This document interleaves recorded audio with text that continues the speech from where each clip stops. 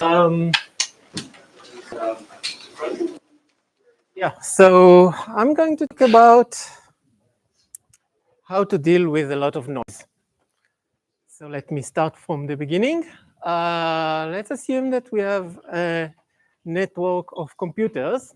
Each computer has its own input, and we want to perform some computation. How do we do computation over networks? We send messages between computers. Computers send messages to each other. But there is noise. Noise can take parts of the message and corrupt it, right? And we will assume adversarial noise. And this is what error correction is all about. Error correction is meant to help us recover the message, even if some parts of it were corrupted by noise. But what can we do if the noise corrupts the entire message? If all the information inside that message is being corrupted, being replaced by, let's say, the bit 0, can we still make computations? Okay, so I guess that obviously, if this is the question, if one message is being corrupted, let's send more messages through other channels using other links. But my question is the following. Can we make computations when all the messages over all channels are being corrupted, where corruption means that their content is being completely damaged, becoming the bit 0, bit 1? And I would like to mention some prior results, and there were many works that consider some related work, for instance, F-Byzantine edges, where some of the edges are Byzantine and they can do whatever they want, but not all of the edges. And there were a lot of nice results. Recently, Yael and Merav had a couple of papers.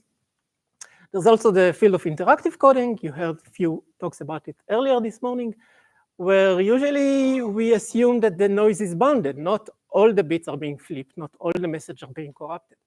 There is some bound on the amount of noise. So what can we do if all messages in all channels, all the time, are being completely corrupted? Nothing. Okay. So there is one thing that the noise cannot do. As I said, the noise corrupts the content of the message, but the noise cannot delete the message or cannot inject new messages. So if messages do not carry information inside their content, the messages themselves are the information, right? And we need to use that. So what we will assume that the noise cannot inject or remove messages. Okay, so messages are the information. What properties of messages can we use in order to deliver information? There are two common properties, time and space. That's what physics says. Let's talk a little bit about time.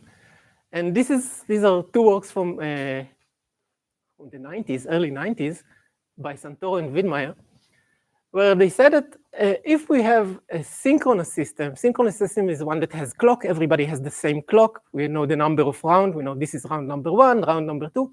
If we all agree on the clock, then the arrival time of a message can deliver information. And this is actually very simple. Let's assume that some computer wants to convey the information. In the first round, it wants to send the message. Oh, I have a clicker. In the first round, it wants to say 0. In the second one, 1, and so on. What can we do? We can take the time, split it into pairs, and then sending a message in the first, in an odd round will mean the bit 0, and sending it in the even round will mean 1. So this is 0, this is 1, this pair means 1, and this pair means 0. Okay? And this is kind of a very simple but fundamental. Actually, just during the lunch break, I got the message that this paper, Santoro and Widmeyer from '89, it's a paper called Time is Not a Healer, just won the Dijkstra Prize for 2024. This is very, very recent news. So this is a very, very foundational result. Okay, so time is one way to do it, but the systems that I would like to concern are asynchronous systems. In asynchronous system, we don't have a clock. We don't have rounds. When you send a message, it arrives to the other side after some arbitrary delay. If we send 2 messages, each one of them might have different delay. If I send multiple messages, each message, we can think about it adversarially. Then there is an adversarial scheduler that will determine when each and every message arrives to the other side. So now time cannot be used in order to convey information. How will we convey information in this case? Okay, we need to employ some other properties. Can we even perform computation? If there is no time, what else can we do? Okay? Any thoughts? Sorry for being interactive. My field is interactive communication. Yeah. You said space earlier. Yeah, space, sure. But do you think it's even possible to convey information? Or? So you think it is? I have a question. In the asynchronous model, is order preserved, ordering of messages? Yes, but the content of all messages is the same. They're all being deleted and replaced with the bit 0, so order doesn't mean anything. Okay, so let's think about this case where we have just two. Okay, maybe one word before that. When we try to think about something, it's very difficult, right? So let's think about simpler task and try to look at it. So let's just think about 2 computers being connected by this channel. And let's say that Alice has some input X and Bob has an input Y, and I want to compute just a very simple function, the identity function. I want both of them to output X and Y. Can we do that? And actually, we argue that you cannot do that. And to see that, we need to think about this computer and how the software of this computer will look like. Because think about it, there is no time. So the software cannot say, wait till round number 7 and then do something, right? And there is no content to the messages. So the software cannot say, if you receive the bit 0, do something. If you receive the bit 1, do something else. How does the software look like? It only depends on the count of messages that Bob receives. So the software will be, when you receive the first message, do this and that. Send message back. When you receive the second message, send 7 messages back. When you receive the 10th message, give output, right?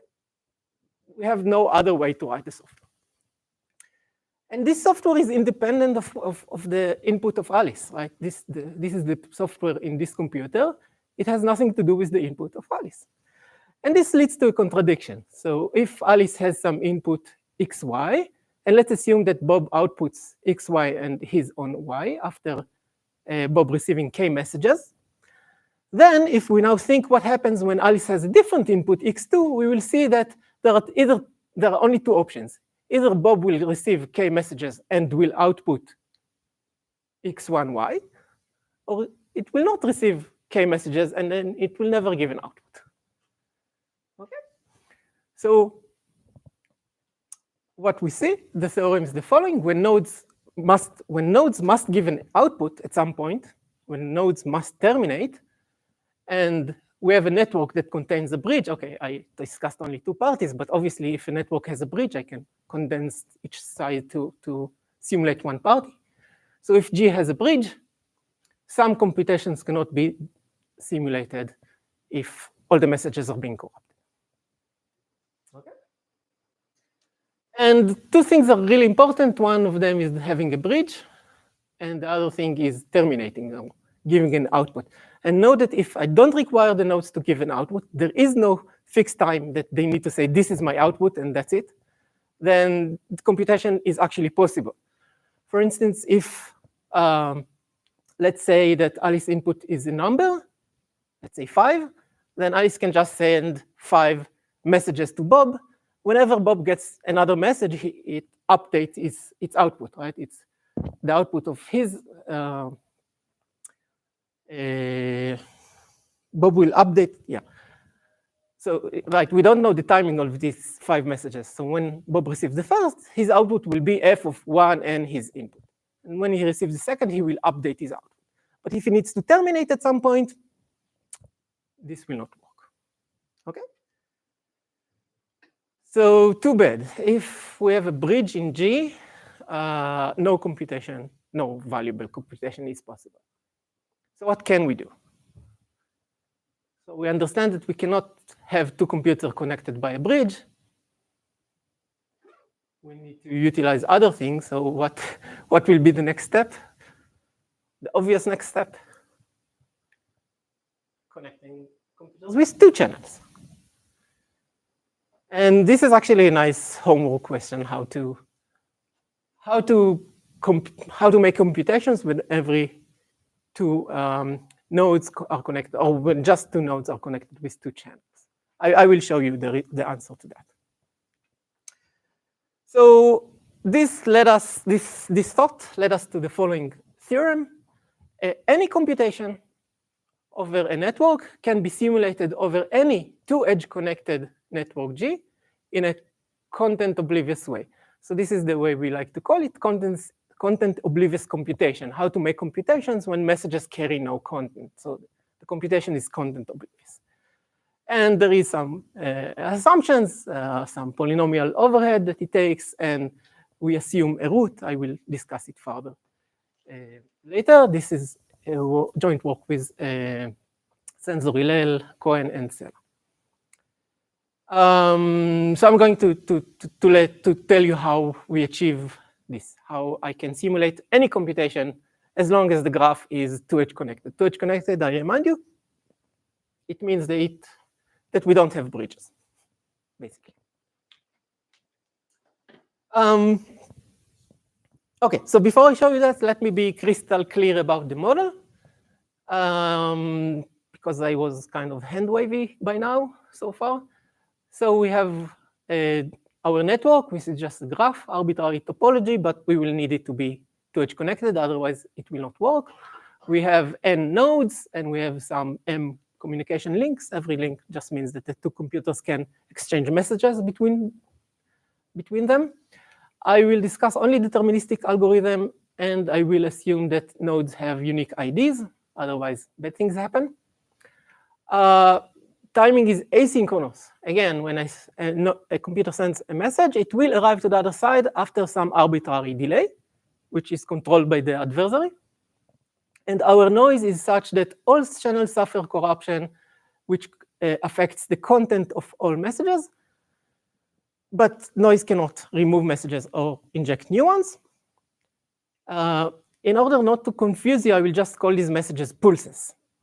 And a different way to think about it, if you don't like the story with all the noise, we can think about this as a signaling algorithm. This is exactly signaling algorithm when nodes send signals instead of sending contentful messages.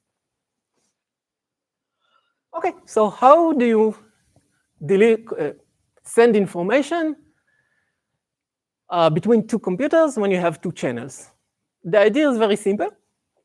I'm going to call one channel the data channel, and the other channel will be the end channel. And let's assume that the message is an integer number, let's say 5. So if Alice wants to send the information 5 to Bob, Alice will just send 5 pulses on this data channel, and after she sends 5 pulses on the data channel, she will send a pulse on the end channel to signal that the message is done. Right? Of course, it doesn't work, right? Why not?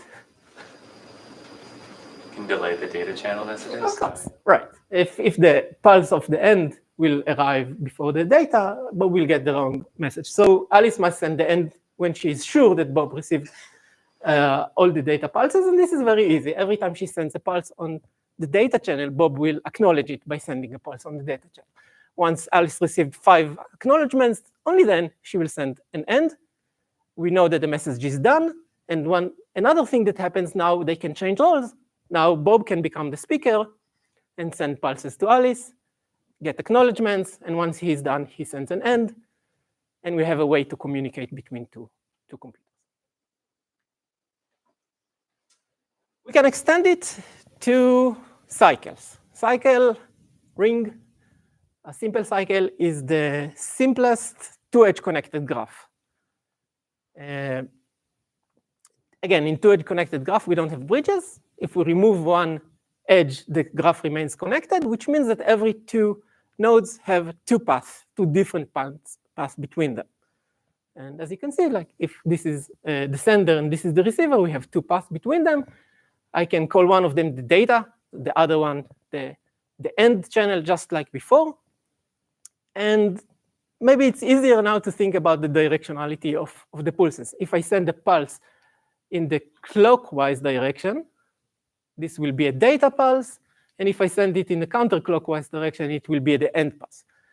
So the protocol is the same. If the sender wants to send some message, it will send pulses, like 5 pulses. They will go clockwise until they reach it. This will be the acknowledgement. And once he acknowledged 5 pulses, he will send one end pulse to indicate that he's done. But now what happens when a different computer wants to speak? How do we agree on who is the next sender? So for this, we design a token exchange mechanism, which is kind of nice. It's not that complicated. What happens is that once this end pulse travels through the network, pulses change their meaning. If so far clockwise was data and counterclockwise was end, after the end, clockwise means I want to have the token, and counterclockwise pulse means here is the token for you. Okay, so now pulses change their meaning. And whenever somebody wants to talk, they need to request the token. They do it by sending a clockwise pulse. This is like the request. And this can happen all over the place. Maybe this node wants to request the token, and at the same time, this node wants to request the token. So they send the request. And nodes propagate this request clockwise until we reach the situation that every node has sent and received one request. At this point, where the sender has sent and received one request, he can yield the token by sending a pulse counterclockwise.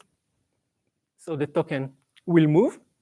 And now, if this computer wants to communicate, it will just start by sending data pulses.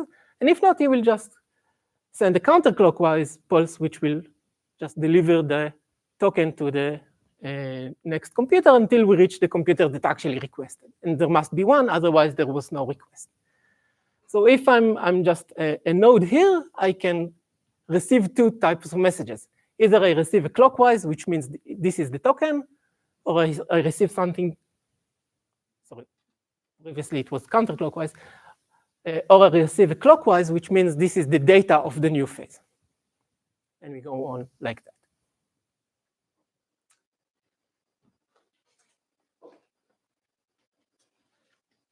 So that was a simple cycle, but I promised you an algorithm that works on any two-edge connected graph. Many two-edge connected graphs are not simple cycles. What do we do now? So here are some examples for two-edge connected graphs that are not simple cycles. Some of them, maybe we have a simple solution. For instance, the first one, we can find a Hamiltonian path on it. So there is a simple path that goes through all the nodes, and we can use it. Maybe it's very difficult to find it and construct it, but at least it is a possible solution. The second graph also has a Hamiltonian path, but that's not what it's here for. This wants to tell us that maybe we could decompose the graph into small cycles and then run the protocol inside each such cycle. But we have these graphs that they don't have Hamiltonian paths on one hand, and we cannot decompose it to disjoint cycles. So the nice thing here is that all the communication in this cycle will not interfere with the communication in this cycle. But these two cycles that if we decompose it, they will interfere. And this is a problem, right? Let's assume that we decompose to these two cycles.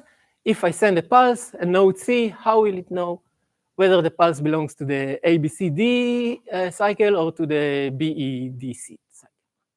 And how Same thing, how will the node D knows whether to propagate a pulse to E or propagate it to A? That's a problem.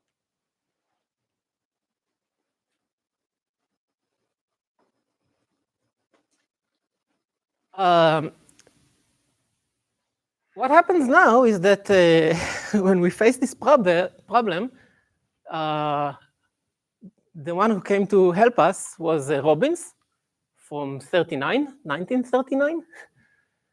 And Robbins proved that every two-edge connected graph is orientable. We can give orientation to the edges so that the graph becomes strongly connected. There is a directed path between every two nodes. For instance, here is the orientation of this graph. And if there is directed path between every two nodes, it means that we can form a non-simple cycle that goes through all the nodes by going through each edge only in one direction, never crossing the same edge in two directions. So here is the general cycle for this graph. So it kind of goes through A, B, C, D, E, B, C, D, A. And once we have this cycle, now we can use the algorithm that I showed you for simple cycle. There is some details that I'm hiding, of course. It needs some bookkeeping, but this is possible. So this is great. There is only one problem. How do we construct this cycle, this Robin? We call this a Robin cycle. How do we construct it when we cannot communicate? When all the messages that we communicate must not have content or meaningful content. So I have a question. So Sure. in the model, doesn't everyone know the graph? No. Good. That's a good question. So we are kind of in a distributed computation realm. So we have nodes. They only know their neighbors. They don't know the graph. Of course, if you know the graph, then this is simple. But if you don't know the graph, how would you do that? Then even in the cycle setting, how did they know which was clockwise and which is anti? That's a great question. I'm going to touch it soon. Okay. So again, exactly. So this is a nice question: how to construct a Robin cycle, a cycle that goes through all the nodes by passing every edge or each edge only in one direction, and doing that without with communicating only with pulses, right? So to do that, we actually recalled a theorem by Whitney from 32. I think it's we're very close to being at year 2032. So I think it's going to make some confusion soon. So this is 1932. And I will not go deep to the details, but Whitney says that there is this process which is called ear decomposition, where we can take a two-edge connected graph and decompose it into simple cycles and ears. Ears are just paths that start and end on the simple cycle or on the components that were constructed beforehand. With knowing Whitney theorem, we can reach the following theorem that assuming that we have a root, we have some node that starts the computation, it is possible to construct a Robin cycle in a content oblivious way. And let me go fast on how to do that. So first we need to construct the simple cycle.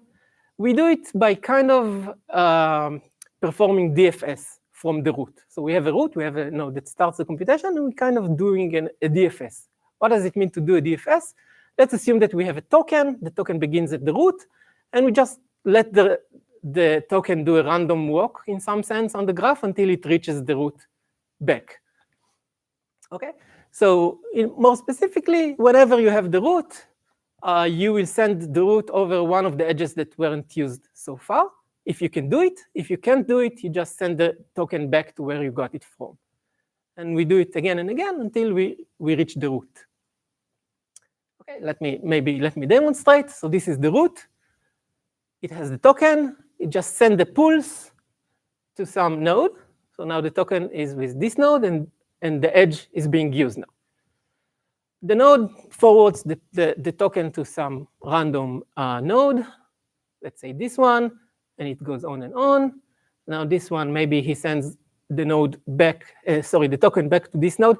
So this node gets the token twice, and he's not the root. This is not allowed.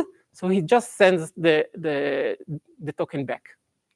He sends the pulse back. This is the agreed symbol that this edge is being retracted. It's not marked anymore. And the token is back here. And this node can decide whether to send it here or there.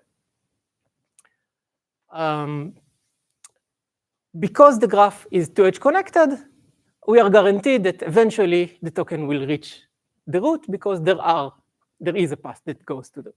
Okay, this is why we need it to be 2-edge connected.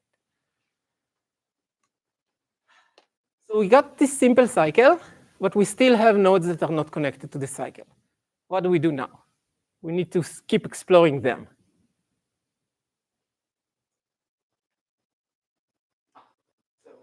The thing is that we have a simple cycle, and we have an algorithm that knows how to communicate on a simple cycle. So now these nodes can coordinate between them because they can communicate. And now this node will communicate and say, oh, I have edges that are still unexplored. Can I have the token, please? And they are running a little bit. They will agree to deliver the token here, and now the process just recurs. Okay, this node will just send a pulse to one of its unused edges, and the token will continue traveling until hitting again one of the nodes that is already on the cycle.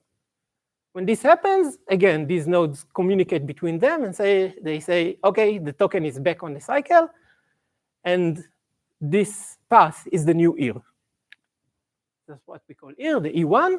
And now we can construct a generalized cycle that contains both C0 and the E1. The cycle is going to be the following. Starting at the root, going to the new root, going through the ear, going back to the old root. That's a new cycle. And now we repeat this and construct another ear and another ear until we are exhausting all the edges. So this is a way to construct the Robin cycle by just sending pulses.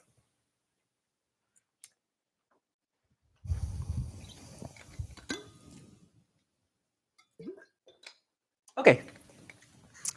Two assumptions that we had. One of them is the orientation, what you asked. I will talk about it later.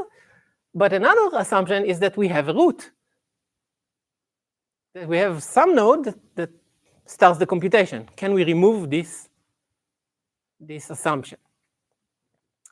So actually, at the beginning, we assumed that it is impossible. We had this conjecture that we must have a root, at least in general networks. But then it took us some time, and we found out that at least over rings, over simple cycles, we can start this process without having a root. In other words, we have an algorithm that elects a leader, selects a root over rings in a content-oblivious way. And this is joint work with Frey, Razi, and Nolan. But didn't you want the root for the fourth cycle? I need a root to start what I showed you so far. So now if I will have an algorithm that selects a root, it will be a pre-processing, and then I will use that root to do whatever I showed you now. I thought you needed the root to find the fourth string.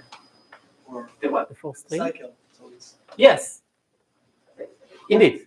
But now I'm saying, something slightly different. Let's assume that we are on a ring, but I don't have a root. Can we select the root?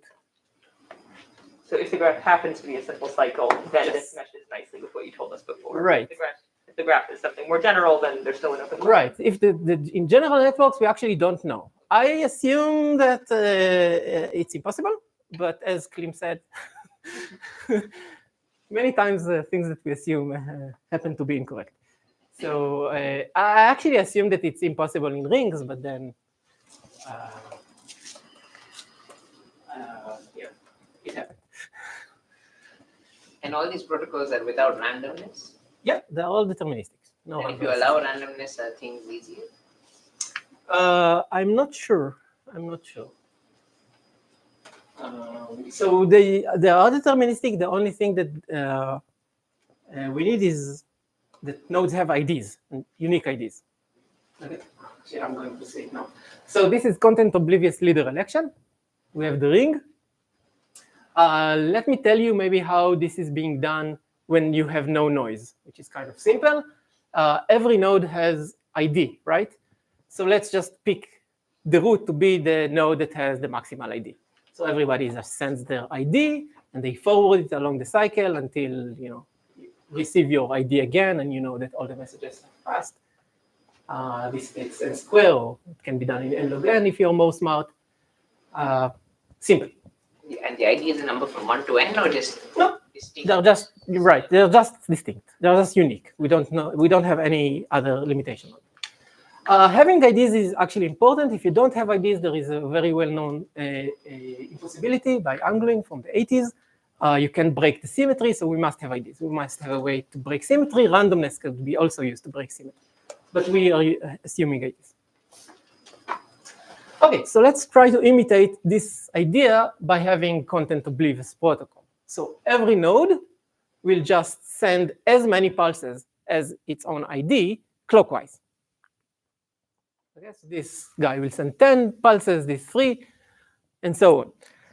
If I received more pulses than my ID, I know that someone in the network has higher ID, I become non-leader, and I keep forwarding whatever I received. All the surplus of pulses, I just forward.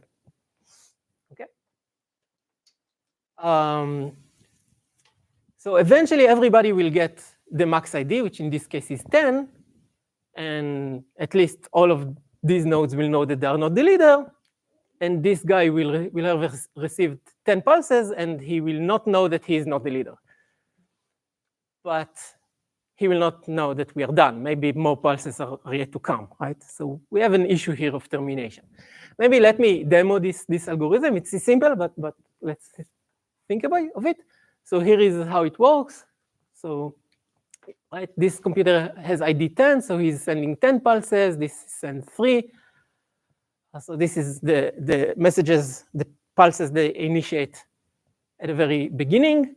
Now, pulses take arbitrary time to reach to the other side, but it is very difficult to animate it. So let's just assume that everything goes at the same time. So what will happen after all these messages arrive? Okay, so this guy received 1 message. That's not 10, so he's doing nothing. This guy will have received 10 messages, so he knows that he's not the leader. And he forwards 7 out of them, because 3 he sent already, and now the surplus is 7, so he will send 7. This guy will just count 3 and do nothing. This guy will take 1, will realize that he's not the leader, and propagate the other 7. Okay, so we're supposed to be in this situation, right? These 2 know that they are non-leader. They have received 10. These have received 8.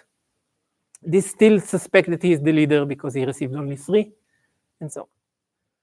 Then these messages will travel, right? What will happen? This guy, he has received 3, now he receives 7 more. He will have received 10. He knows he's not the leader, and he will propagate the surplus of 2. This guy will have received 8. Okay. Now these 2 will continue. We'll update the number of received until they reach the leader. At the end of this algorithm, there is something. I mean, this is now the end, although nobody knows that this is the end because we don't have termination. But something really interesting is going on. All of them have received the same number of pulses, which is exactly the maximal ID in the network. Right? This is important, and we can, when we're trying to think how to construct a terminating leader election, we will use that. Okay? All nodes see exactly the max ID. So at this point where this node received 10 pulses, all the nodes know exactly the max ID in the network.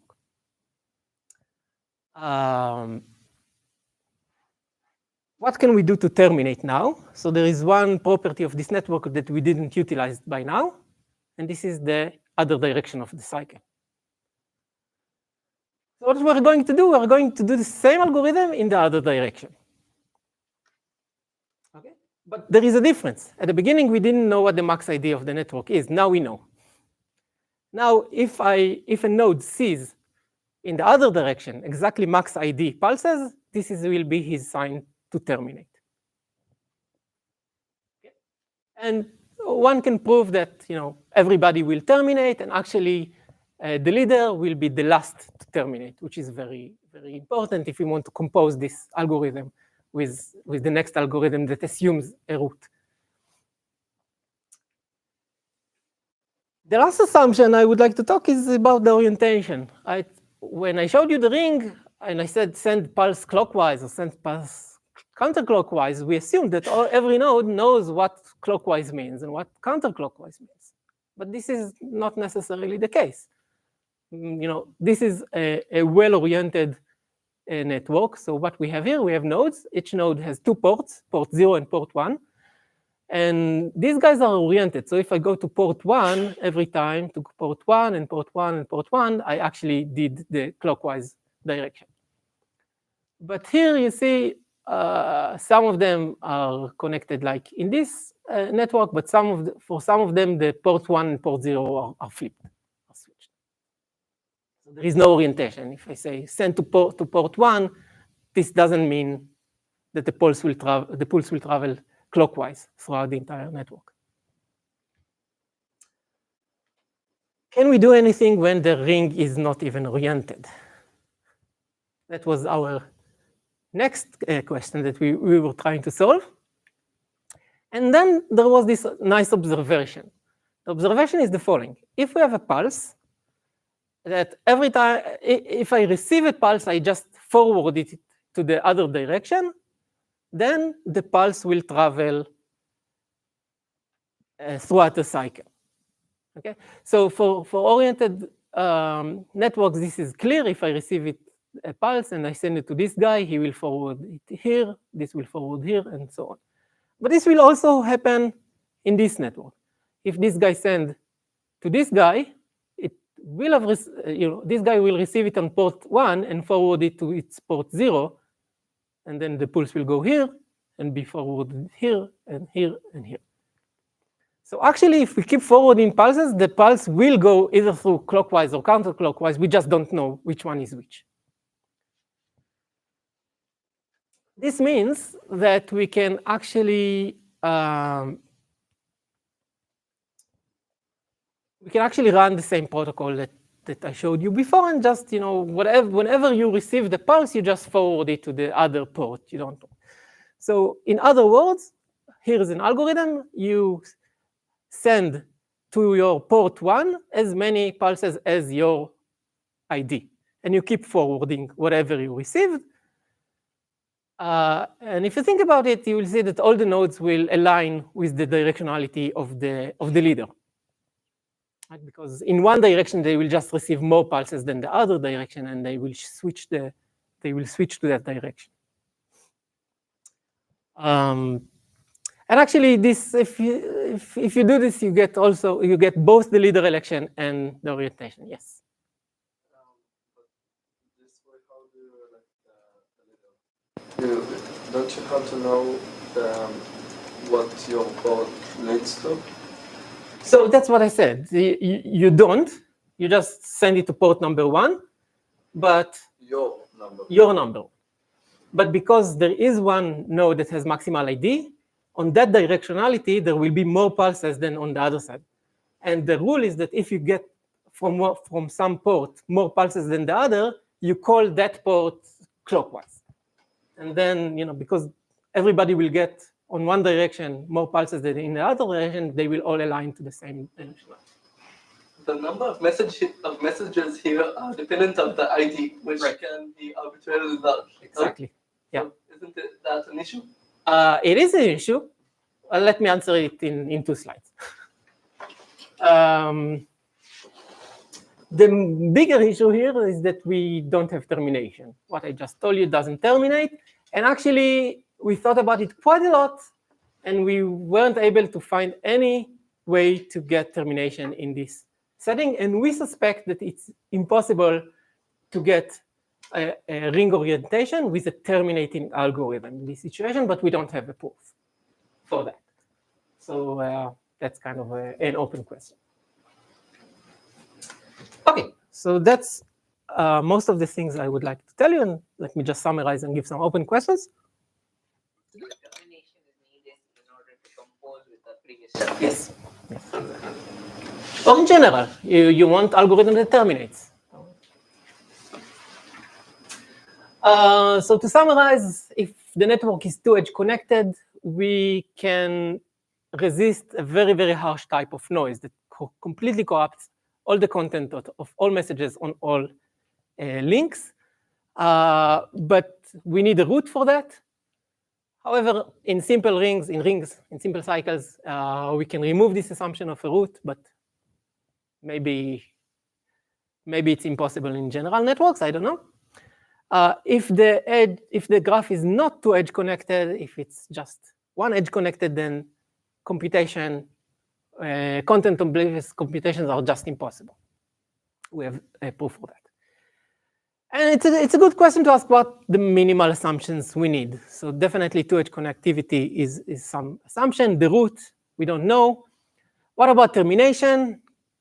Is it true that without orientation of the ring, you will not be able to find something which terminates? If this is true, maybe there are weaker notions of termination, like stabilization, that you will eventually reach the right output, but you will never know if this is the right output, or maybe some more pulses will arrive and make you change your mind, and so on.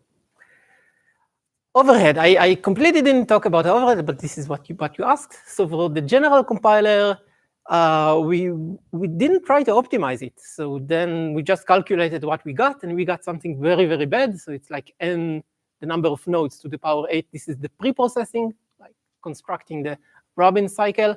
And then for every bit of the noiseless protocol that we would like to simulate, we need to pay n cube pulses. This is terrible. I'm quite sure that it can be reduced, but we didn't do this work yet. For leader election, what the algorithm that I showed you actually communicates n times the max ID pulses. So there is max ID, and as you mentioned, if I pick higher and higher IDs, it will cause more and more communication. But this is not an artifact, this is actually inherent. So we have a lower bound of n log max ID divided by n. It's not the strongest lower bound that one can hope for, but at least it shows that if you increase the max ID more and more and more, it will certainly cause more pulses because we have a lower bound that says that. Yeah. Can you hash what? You know what n is? Do you know? You don't know n. Oh, you shouldn't know n. So this is the lower bound we got, and you can see that if you just give IDs 1, 2, 3 until n, it gives a really, really bad bound. And we suspect that n square one should be able to show it regardless of the IDs. N log n is very simple to get, but n square is slightly more difficult. I think it will be solved soon. And I think another interesting question in this model is, how can we deal with even a tiny amount of insertions and deletions? Even one message is being deleted, okay? What can we do now? And what other assumptions might help us? For instance, maybe we need now a 3-edge connected graph in order to cope with even one deletion. Before I end my talk, let me just say thanks to my co-authors. So there's Karen, Shir, and Gal from the Technion, or at least they were in the Technion when we worked on that. I think Shir is now in Cornell. And Fabian, Ahmed, and Alex from CISPA. And I guess that's all I had to say.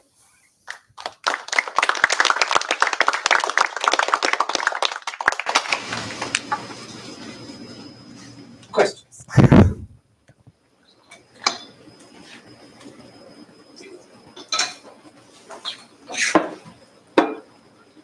This poly-n overhead is neat. Poly-n for The blow-up factor on the communication that it is right. it must be at least poly-n, is that? Could it be one? It should be n. I mean, okay. Given our approach, it should be at least n because every pulse must go through the entire cycle. I don't think there is a way to communicate without having cycles because that's utilizes the 2H connectivity. And pulse that goes through the entire cycle takes at least n pulses. But and I don't think an overhead of n is possible. But this is my suspicion.